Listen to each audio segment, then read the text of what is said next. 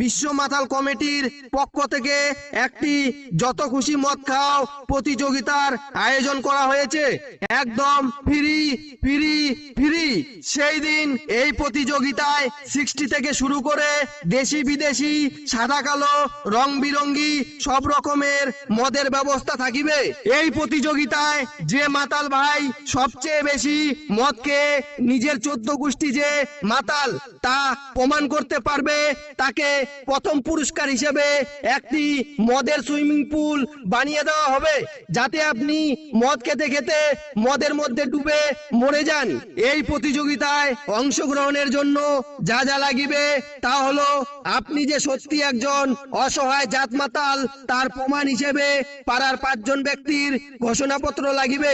বিশেষ দ্রষ্টব্য মনে রাখবেন, মদ খাওয়া প্রতিযোগিতায় শুধু মদ দেওয়া হইবে, চাকনা ও চাট নিজ নিজ দায়িত্বে নিজ বাড়ি